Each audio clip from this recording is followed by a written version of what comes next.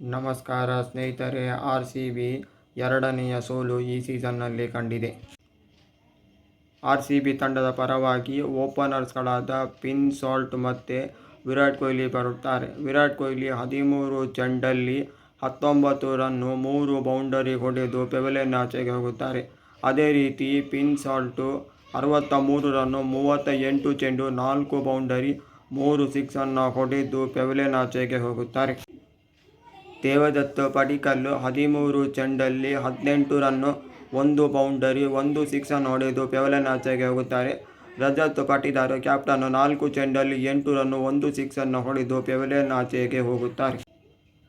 Tim David 17 ಚೆಂಡಲ್ಲಿ 26 run, 3 boundary, 1 ಸಿಕ್ಸನ್ನು ಹೊಡೆದು pavilion ಆಚೆಗೆ ಹೋಗುತ್ತಾರೆ. ಜಿತೇಶ್ ಶರ್ಮಾ 20 ಚೆಂಡಲ್ಲಿ 14 ರನ್, 1 ಬೌಂಡರಿ ಹೊಡೆದು ಪೆವಿಲಿಯನ್ ಆಚೆಗೆ ಹೋಗುತ್ತಾರೆ. ಇವರ ಬ್ಯಾಟಿಂದ ಇಡೀ ಸೀಸನ್ನಲ್ಲಿ ರನ್ನೇ ಬರಲಿಲ್ಲ ಚೆನ್ನಾಗಿ ಇದುವರೆಗೂ. ಇನ್ನು ಮುಂದಿನ ಪಂದ್ಯಗಳಲ್ಲಿ ಇವರು ಒಳ್ಳೆ ಆಡಿದರೆ ಮಾತ್ರ ಇವರಿಗೆ ಅವಕಾಶ ಕೊಡಬೇಕು. ಇಲ್ಲವಾದರೆ ಬೇರೆ ಯಾವುದಾದರೂ ವಿಕೆಟ್ ಕೀಪರ್ ನಮ್ಮ ತಂಡದಲ್ಲಿ ಇದ್ದಾರೆ ಎಂದು ಹುಡುಕಾಡಬೇಕು. ಕೃಣಾಲ್ ಪಾಂಡ್ಯ 10 ಚೆಂಡು 12 ರನ್, 1 ಸಿಕ್ಸ್ ಹೊಡೆಯುತ್ತಾರೆ. ಕಡೆಯಲ್ಲಿ ಭುವನೇಶ್ವರ್ ಕುಮಾರ್ 2 ಚೆಂಡು 3 ರನ್. RCB ತಂಡ 175ಕ್ಕೆ 8 ವಿಕೆಟ್ಗಳನ್ನು ಕಳೆದುಕೊಂಡಿತ್ತು. DCಗೆ 176 ರನ್ ಟಾರ್ಗೆಟನ್ನು ಕೊಟ್ಟಿತ್ತು. DC ಪರವಾಗಿ 4 ಮಂದಿ ವಿಕೆಟ್ ತೆಗೆದಿದ್ದಾರೆ. ಅದರಲ್ಲಿ 3 ಮಂದಿ 2 wicket. Lungi Ngidi 2 wicket, Kuldeep Yadav 2 wicket, Axar Patel 2 wicket, ಒಬ್ಬ 1 ವಿಕೆಟ್ ತೆಗೆದಿದ್ದಾನೆ. ಮುಕೇಶ್ ಕುಮಾರ್ 1 ವಿಕೆಟ್. DCಯ ಪರವಾಗಿ ಪತುನ್ ನಿಶಾಂಕ ಮತ್ತು KL ರಾಹುಲ್ ಓಪನರ್ಸ್ಗಳಾಗಿ ಬರುತ್ತಾರೆ.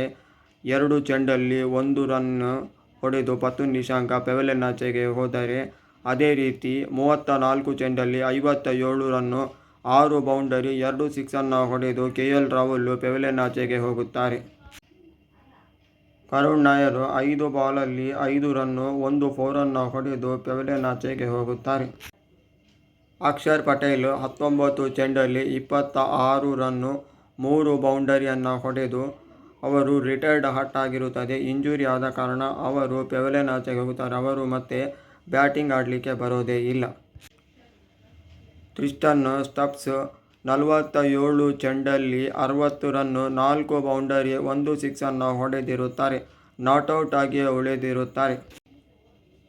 ಡೇವಿಡ್ ಮಿಲ್ಲರ್ 10 ಚೆಂಡಲ್ಲಿ 22 ರನ್, 1 ಬೌಂಡರಿ, 2 ಸಿಕ್ಸನ್ನು ಹೊಡೆದು ನಾಟ್ಔಟ್ ಆಗಿರುತ್ತಾರೆ. ಕಡೆಯಲ್ಲಿ ಅವರು ವಿನ್ ಮಾಡಿಸಿಕೊಡುತ್ತಾರೆ. ಅದ್ಭುತವಾಗಿ ಡೆಲ್ಲಿ ಕ್ಯಾಪಿಟಲ್ಸ್ ನಿನ್ನೆ ಆಡಿದೆ.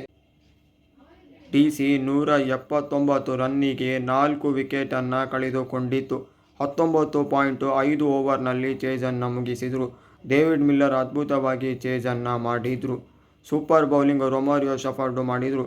ಕಡೆ ಓವರ್ನಲ್ಲಿ ಮಾಡೋದು ಅಷ್ಟು ಸುಲಭವಲ್ಲ. ಆದರೂ ರೊಮಾರಿಯೋ ಶೆಫರ್ಡ್ ಮಾಡಿದರು. RCB ಸೋತರೂ ನಮಗೇನು ಬೇಜಾರಿಲ್ಲ. ಮುಂಚೆ RCB ತುಂಬ ಸೋಲ್ದಿತ್ತು. ಈಗ ಒಳ್ಳೆ ತಂಡವನ್ನು ಕಟ್ಟಿದೆ. ಮುಂದೆ ಗೆಲ್ಲುತ್ತದೆ ಅಂತ ನಮಗೆ ಭರವಸೆ ಇದೆ. RCBಯ ಬೌಲಿಂಗ್ ಪರವಾಗಿ 2 ವಿಕೆಟ್ ತೆಗೆದಿದ್ದಾರೆ. Bhuvneshwar Kumar 3 wicket, Krunal Pandya 1 wicket. ಅದ್ಭುತವಾಗಿ ಆಡಿದಂಥ ಬ್ಯಾಟಿಂಗನ್ನು ಮಾಡಿದ ಟ್ರಿಸ್ಟನ್ ಸ್ಟಬ್ಸ್ಗೆ ಮ್ಯಾನ್ ಆಫ್ ದಿ ಮ್ಯಾಚ್ ಕೊಟ್ಟಿದ್ದಾರೆ. ಇದೇ ರೀತಿ ಕನ್ನಡದಲ್ಲಿ ಸ್ಪೋರ್ಟ್ಸ್ ಕಾಂಟೆಂಟ್ ಬೇಕಂದರೆ ನನ್ನ ಯೂಟ್ಯೂಬ್ ಚಾನಲ್ಗೆ ಸಬ್ಸ್ಕ್ರೈಬ್ ಮಾಡಿ.